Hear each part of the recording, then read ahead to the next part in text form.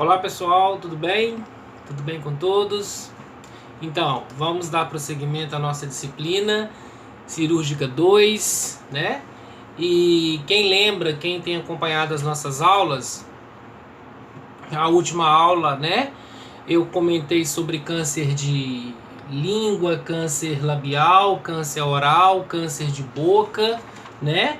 E aí hoje vocês abrem na apostila de vocês lá na literatura para que nós possamos dar continuação à disciplina. Vamos falar na página 50 de câncer de esôfago. Câncer de esôfago, né? Antes a gente falar do câncer de esôfago, né, anatomicamente falando, o esôfago, né, ele é um órgão oco que ele tem uma função muito importante no nosso organismo, que é o que? A passagem dos alimentos. Grande parcela da população que é comprometida pelo câncer de esôfago tem a sua alimentação prejudicada. Quando a sua alimentação é prejudicada pelo câncer de esôfago, né, de uma forma ou de outra, quando esse esôfago ele pode apresentar uma estenose, esse esôfago ele pode apresentar uma regurgitação, o paciente ele tenta deglutir o alimento, mas ele não consegue, ele tenta segurar o alimento, mas ele não consegue. Isso varia muito de paciente para paciente.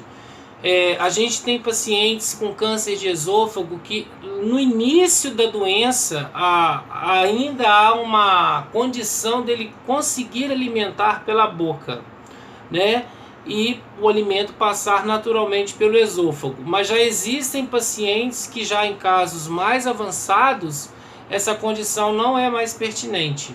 Até a própria água volta, regurgita, devido ao que nós chamamos de estenose, que é a diminuição do calibre do esôfago devido ao comprometimento da doença.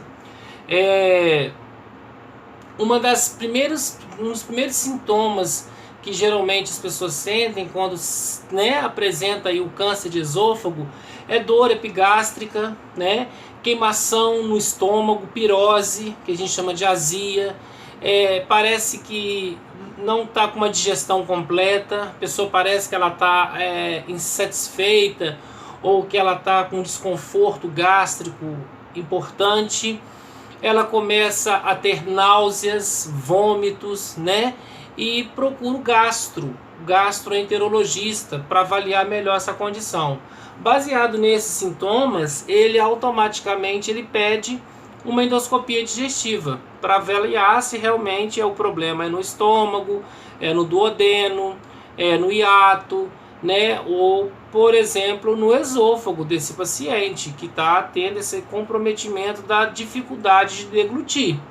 E também esses desconfortos gástricos, pirose, azia, regurgitação, dor epigástrica. E aí manda o material para análise. Manda o material para a biópsia.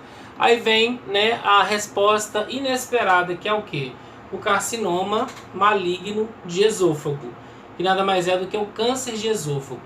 Uma das principais causas do câncer de esôfago, gente, é o cigarro, né, que compromete muito as células importantes do esôfago, o alcoolismo, né?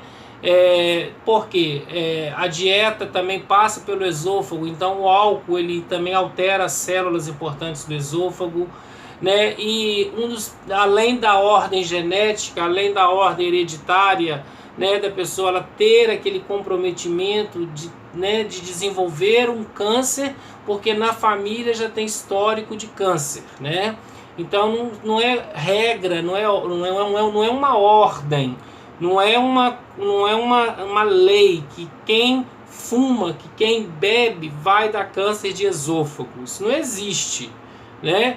Tanto que a gente tem nos livros, os autores mesmos falam para nós que tem pessoas que nunca beberam na vida. A gente pode tirar exemplo dos nossos irmãos protestantes, de outras denominações religiosas que nunca beberam, nunca tiveram contato com álcool e desenvolveram câncer de esôfago, desenvolveram câncer de fígado, desenvolveram câncer de pulmão, mas ele nunca fumou, por que ele tem câncer de pulmão?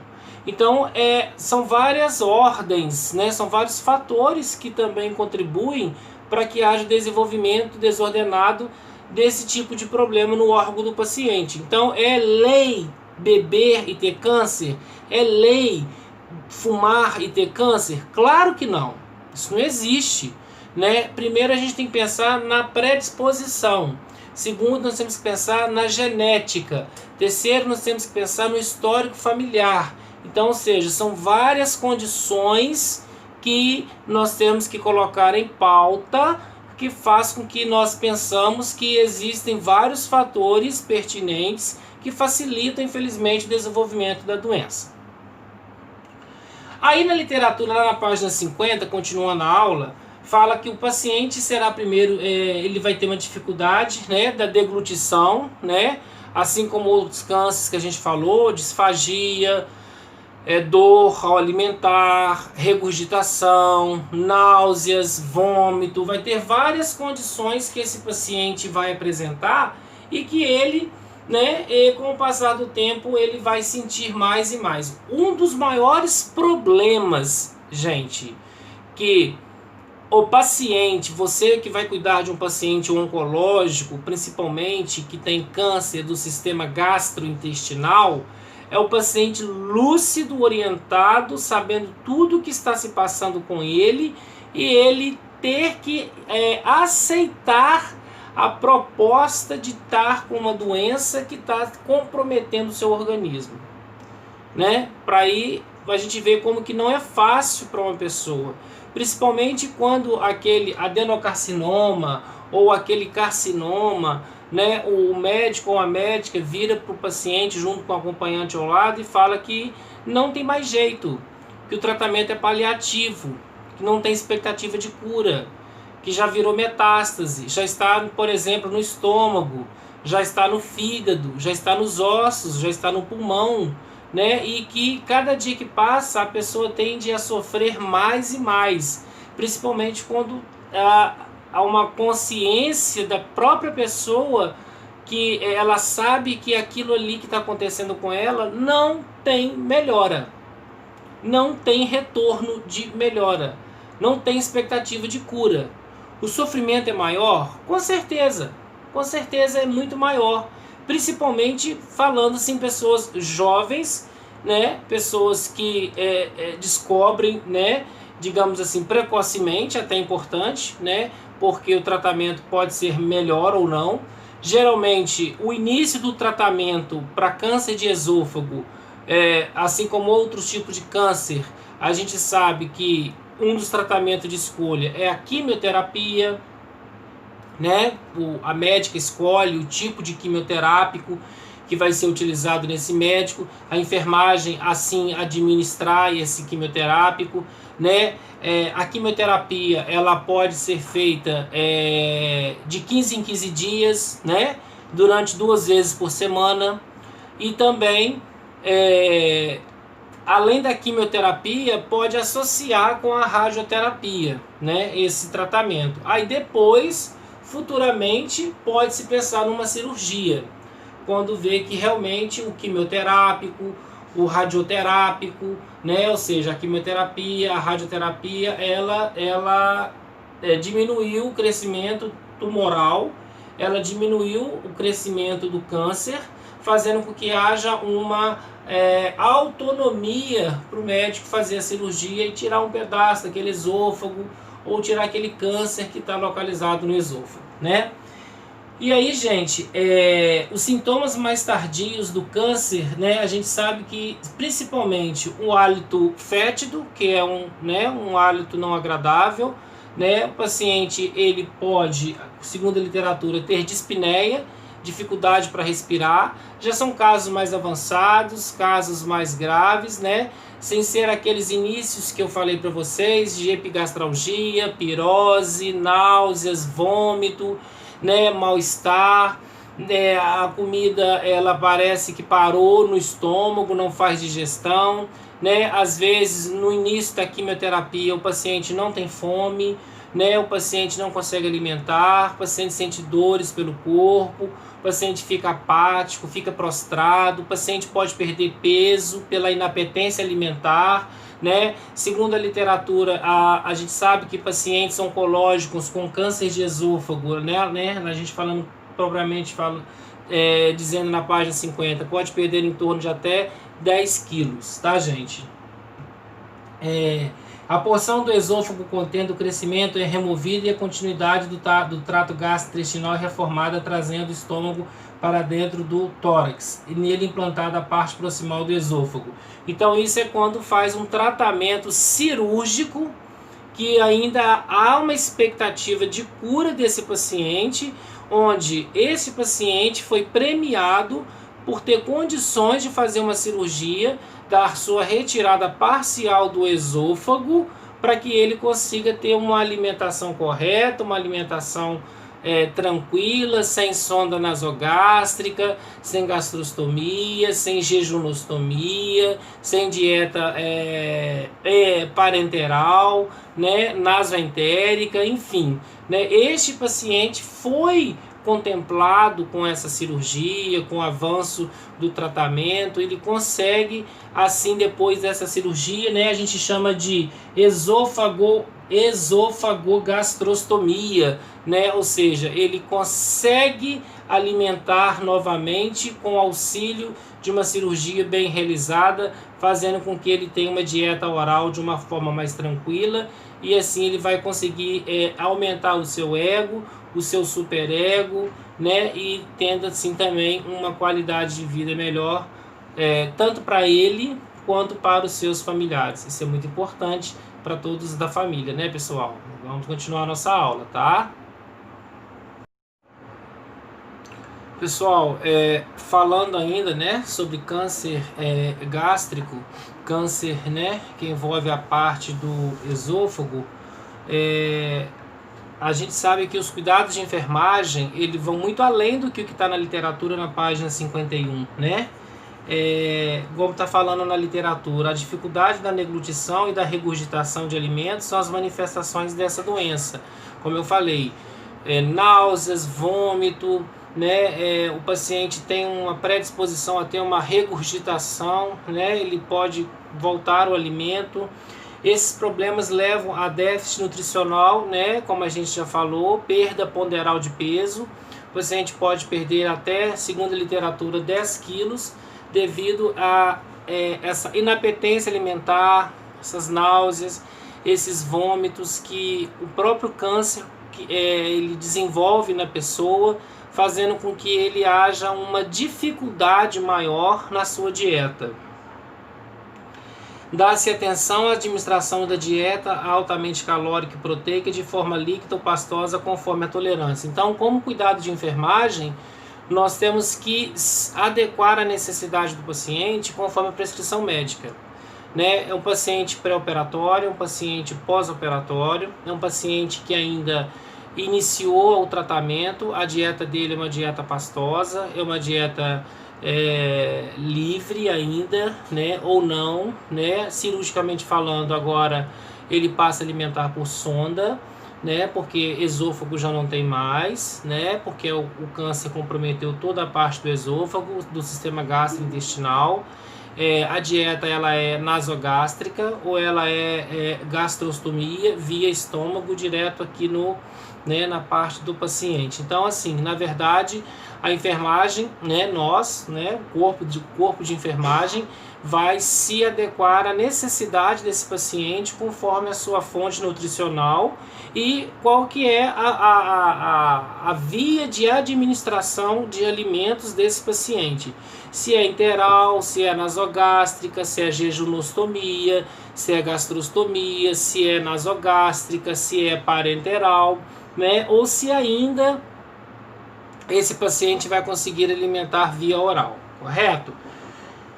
Uma boa higiene oral também encoraja, pois a regurgitação deixa um gosto desagradável. É lógico que quando a gente cuida de uma pessoa que vomita, ou cuida de uma pessoa que tem uma regurgitação, isso aí qualquer profissional de enfermagem tem que fazer a higienização do paciente. Principalmente quando é um paciente que ainda não tem como receber cuidados com o seu acompanhante, né? Isso aí é inadmissível, né? Nós que vamos fazer a própria higienização, se for possível, dependendo da quantidade de vômito que esse paciente tiver, de quantidade de regurgitação, nem é paninho molhado na boca também não, é banho de leito nesse paciente, de preferência aspersão, né? Vomitou todo, tá todo vomitado, vai tomar banho. Paninho molhado não existe não, né? Isso é serviço de gente porco, isso é serviço de gente lambão. Enfermagem não pode ter gente lambão não, não existe gente lambão na enfermagem não, e nem existe gente porco na enfermagem. Se existe, a gente tem que cortar esse pessoal, tem que podar esse pessoal. Porque uma pessoa que vomita e você passa paninho molhado na boca dele, você não sei o que você está fazendo dentro do hospital. Então, na verdade, é dar aquele banho mesmo, lavar o paciente, aquele cheiro de azedo que fica no paciente, principalmente porque é o suco gástrico que está presente na mucosa gástrica do estômago, azeda os alimentos, né? Essa questão, como a gente sempre ouve falar que leite é bom para azia, para pirose, isso é pura mentira, isso é pura conversa fiada, né? Leite não é melhor acidez, nada. Na verdade, o leite ele é ácido. A acidez do leite com a acidez do suco gástrico do nosso estômago aumenta ainda muito mais a acidez estomacal. Tanto que quando alguém vai vomitar leite, vomita o leite talhado. Quando alguém vai vomitar o leite, vomita o leite todo talhado. Por quê? Porque junta a acidez do estômago, que já azeda o leite, junto com o pH, que é ácido do leite, fazendo com que ele fique mais ácido ainda. Então essa história de pensar que leite vai melhorar uma pirose, vai melhorar uma azia, isso aí é conversa para boi dormir. Então o paciente deve estar familiarizado com a natureza do equipamento em torno dele.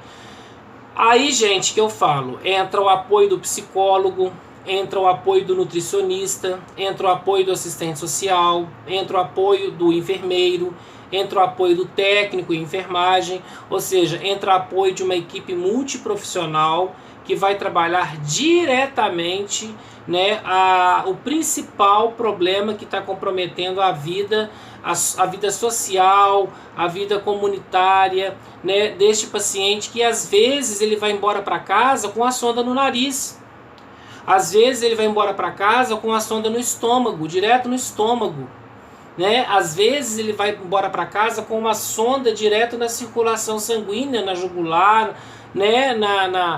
Porque na verdade a dieta vai ser o que? Parenteral, né? Então, ou seja, é uma situação que envolve o seu ego, que envolve o seu superego, que envolve o seu psiquismo. Então, a família, junto com o apoio da equipe multiprofissional e de pessoas mais próximas a esse paciente com câncer de esôfago, tem que encorajá-lo, tem que animá-lo, tem que mostrar para ele que aquilo ali não é fim de linha, né? Que a partir daquilo ali coisas melhores acontecerão na vida dele, mesmo a gente entendendo que ele está na fase final. Mas o paciente que está na fase final, prestem bem atenção, o paciente que está na fase final, o paciente que já está entregando os pontos, porque já está numa fase paliativa, ele merece dignidade, ele merece conforto e qualidade no seu tratamento.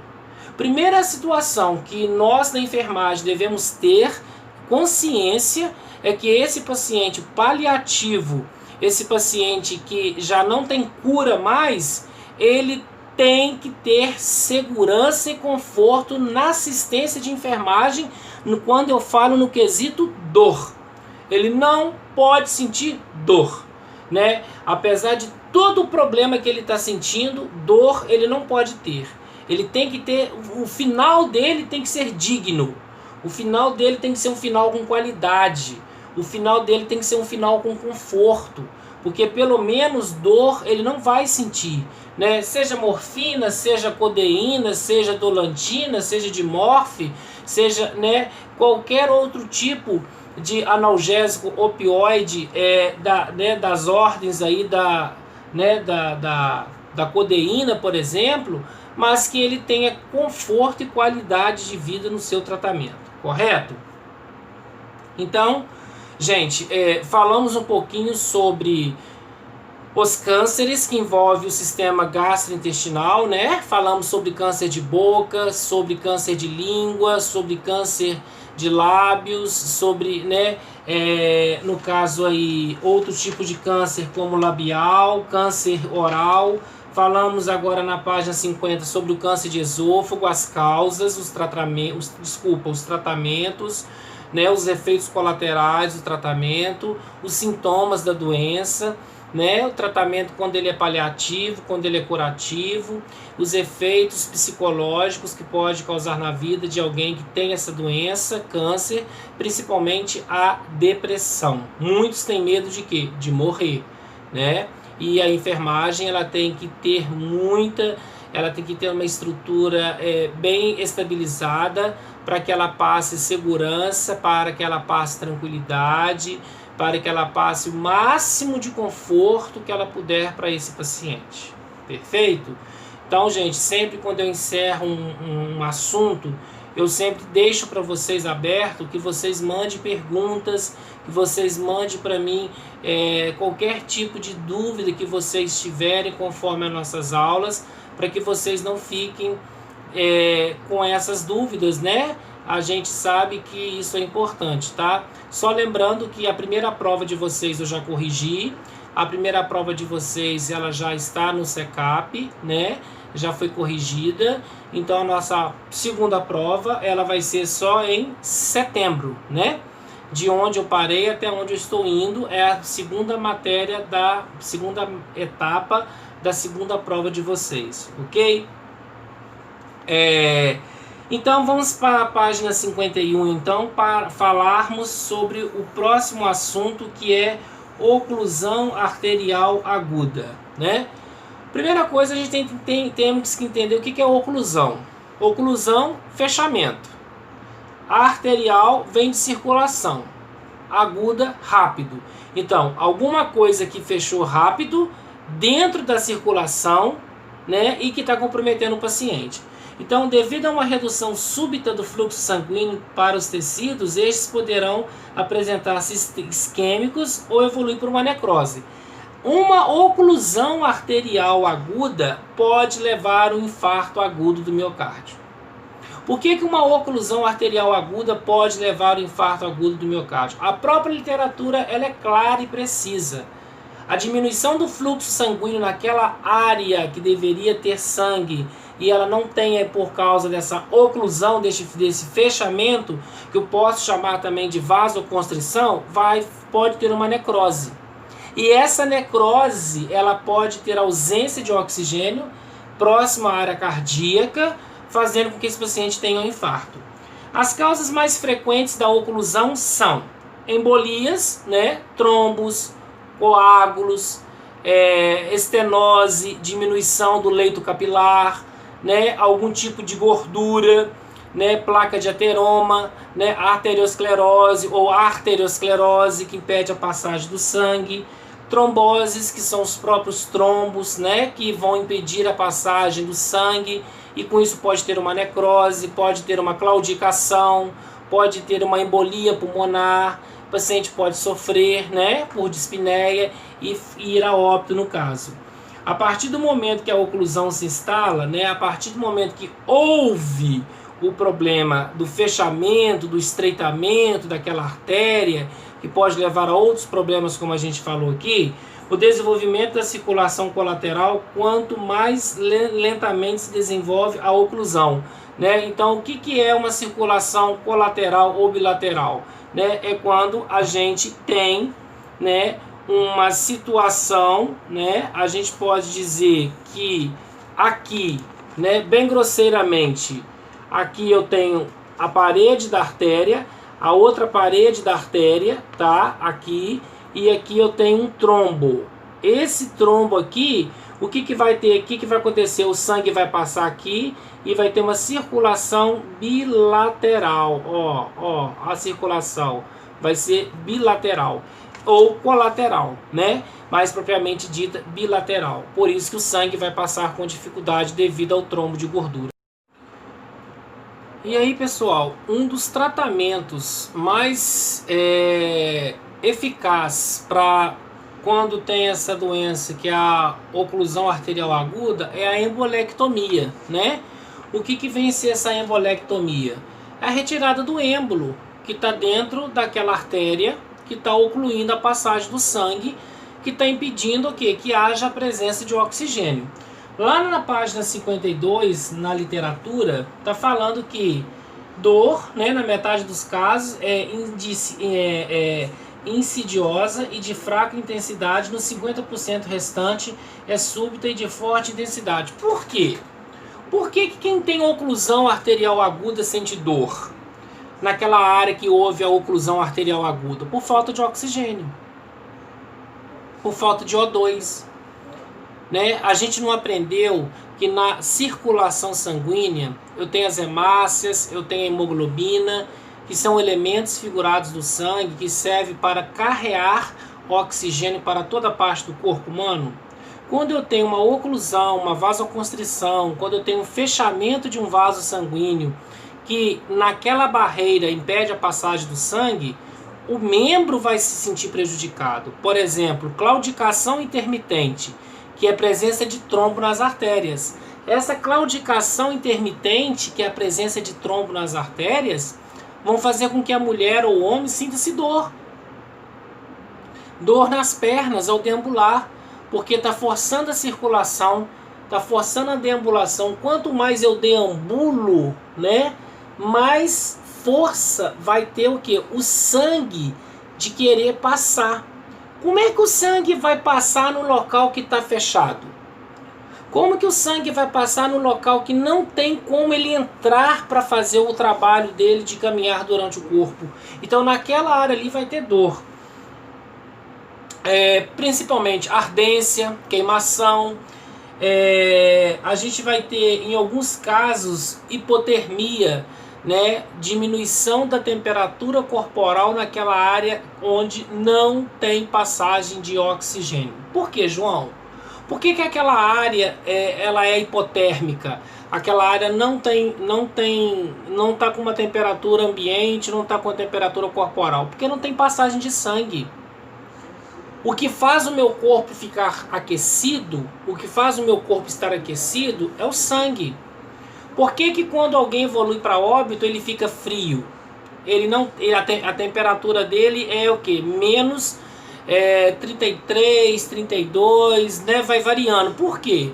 Porque o sangue para de circular. A partir do momento que o sangue para de circular, ali não tem condições de ter sangue, não tem o que? Temperatura. O que faz o meu corpo ter temperatura, gente, é o sangue, porque ele circula. Então, se aquela área, por exemplo, uma perna direita, uma perna esquerda, um pé direito, um pé esquerdo, né, um dedo direito, um dedo esquerdo, do membro inferior direito, do membro inferior esquerdo, do membro superior direito, do membro superior esquerdo, estiver com uma temperatura menor, que eu chamo de hipotermia, é porque provavelmente ali não passa sangue. E onde não passa sangue não tem calor, não tem temperatura. Parestesias, né, que são as dormências, que geralmente ocorrem, né, por falta de oxigênio. O tratamento cirúrgico, como eu falei para vocês, geralmente é a embolectomia, né, que ela primeiro faz-se um cateterismo cardíaco no paciente, né? A gente sabe, a gente já passou isso para vocês em outras aulas, às vezes com outros colegas professores, que cateterismo não é cirurgia. Através do cateterismo pode fazer-se uma angioplastia. Através do cateterismo pode fazer também uma outra cirurgia, como, né, uma ponte safena. Mas na verdade, né, uma safenectomia, retirada da safena. Mas falar que cateterismo cardíaco é uma cirurgia, não é cirurgia, né? Cateterismo cardíaco é um exame para detectar se tem alguma necrose, para detectar se tem alguma oclusão, para detectar se tem alguma isquemia, para detectar se tem alguma diminuição da luz do vaso, para detectar se tem alguma placa de ateroma, alguma gordura que impede a passagem do sangue, ok? E aí, gente, passando ainda, né, assim, em casos mais graves, em casos em que realmente não tem recurso, determinado tipo de procedimento, é a amputação, que é o caso mais certo para aquela pessoa.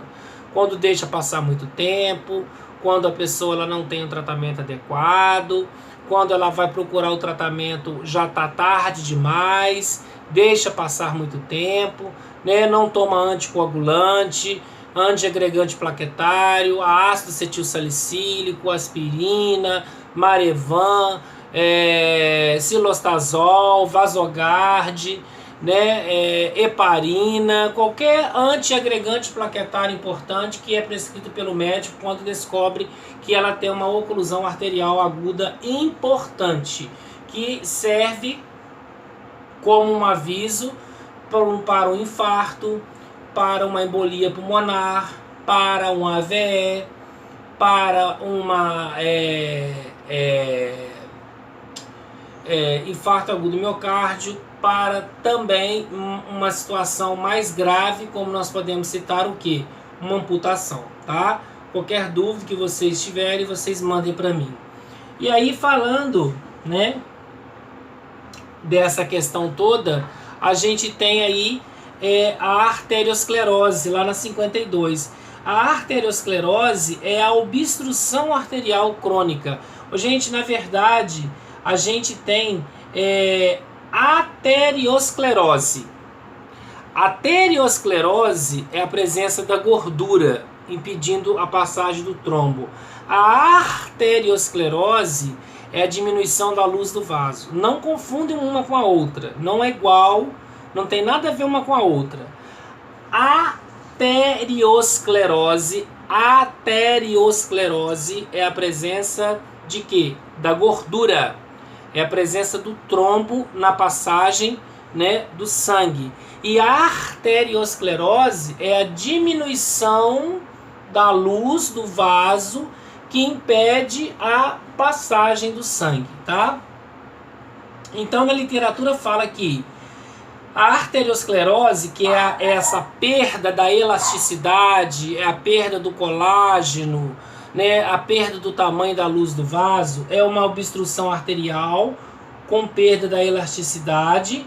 Ela é caracterizada na faixa etária dos 50 anos, predominantes do sexo masculino, principalmente diabéticos, hipertensos, tabagistas, etilistas, sedentários, né? Ou seja, um grupo de pessoas, um grupo de risco que pode comprometer a vida da pessoa. Não só o homem, igual a literatura fala, mulher também. Mulher fuma, mulher é obesa, mulher é sedentária, mulher é diabética, mulher tem dislipidemia, aumento da taxa de colesterol no sangue. Por que é só o homem que vai ter uma arteriosclerose? Não, mulher também vai ter uma arteriosclerose. Mulher também vai ter perda da elasticidade. A gente está falando de apoptose também. O que é uma apoptose? Morte programada das células. Não é só os homens que perdem células importantes do organismo.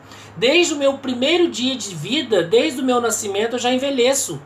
Eu já perco células. As minhas células já começam a morrer desde o dia que eu nasço, né? A partir do momento que eu nasci, a partir do momento que eu vim ao mundo, ali eu já estou perdendo células importantes. Então a literatura, às vezes, ela esbarra algumas coisas que a gente talvez tem que declarar com mais eficiência, que não é só o sexo masculino que é predominante a ter, por exemplo, a arteriosclerose ou a aterosclerose. Não confundem. A aterosclerose é a presença da gordura na parede da artéria. A arteriosclerose é a diminuição dela, tá?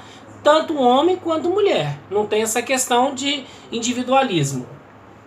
A placa de ateroma é uma filtração endoarterial de lipoproteínas e cálcio que cresce na íntima para a luz da artéria, provocando o seu estreitamento. Com isso ocorre isquemia, necrose, gangrena, infarto, embolia, AVE, né? Existem várias complicações. Então, quanto mais cedo descobrir que a pessoa ela tenha uma arteriosclerose, né, que é um estreitamento da luz do vaso, ela não tem trombo, ela não tem gordura, ela não tem êmbolo, ela não tem corpo estranho, ela não tem nada que impeça digamos assim, a passagem do sangue, mas ela tem o quê?